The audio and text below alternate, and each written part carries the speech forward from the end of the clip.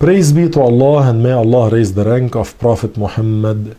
The Prophet ﷺ encouraged performing the congregational prayer. He ordered the people to pray the 5 prayers in congregation in a way that anyone who wants to pray in congregation can easily find the place to do so. When people gather in obedience to Allah, great benefits do occur. Ibn Majah, At-Tirmidhi, and Ahmad ibn Hanbal related that the Prophet ﷺ said what means the congregational prayer has 27 times more reward than the prayer of an individual. Praying every obligatory prayer in congregation is a communal obligation upon the free, residing, pubescent, and unexcused men. In a congregational prayer, someone steps forward to lead the others in prayer. He is called the Imam, the leader.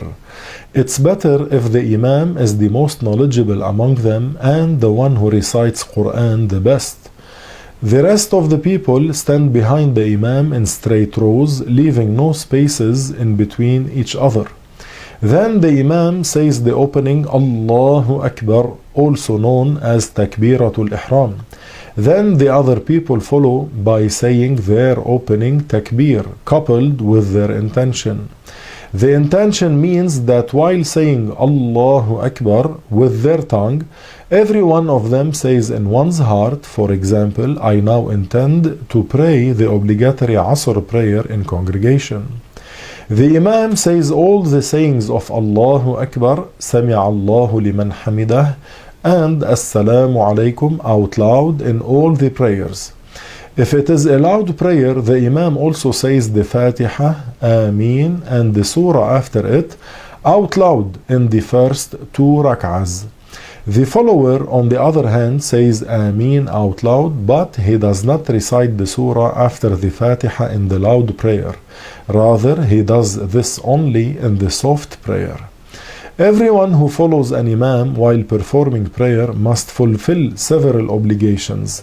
First, the follower must not be ahead of his Imam in the standing position or in saying the opening takbir. The prayer of the follower is invalid if he says his opening takbir during that of the Imam.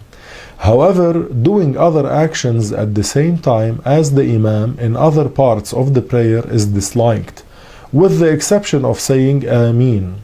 Saying Ameen with the Imam is recommended. Second, the follower must not precede the Imam by one integral of action. It is unlawful. Furthermore, one's prayer is invalidated by inexcusably preceding the Imam by 2 consecutive integrals of action. Similarly, the follower invalidates his prayer if he lags behind the Imam by 2 integrals of action without an excuse. Despite an excuse, lagging for more than 3 long integrals of actions invalidates the follower's prayer.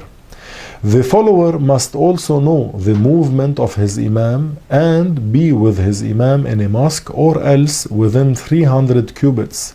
He must not have any barrier between him and the Imam which prevents him from reaching the Imam.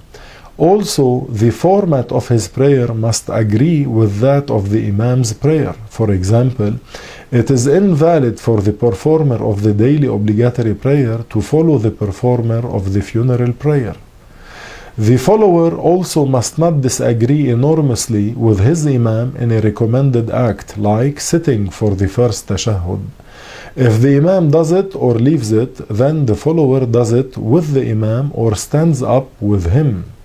In the Friday prayer, the follower must have the intention to follow the Imam while saying the opening takbir, and in other prayers before following the Imam. If the follower was performing the Friday prayer without having the intention to follow the Imam within the opening takbir, his prayer would be invalid. However, in other than the Friday prayer, the intention to follow the Imam must be in the heart before following the Imam in his moves. Following the Imam in his moves on purpose without the intention in the heart to follow invalidates the follower's prayer. However, if someone was not praying in congregation and his moves happened to agree with the Imam's moves accidentally and unintentionally, one does not invalidate his prayer. We ask Allah subhanahu wa ta'ala to grant us valid prayers. We ask Allah tabaraka wa ta'ala to increase our knowledge, to grant us sincere intentions and proper comprehension. Walhamdulillahi Rabbil Alameen.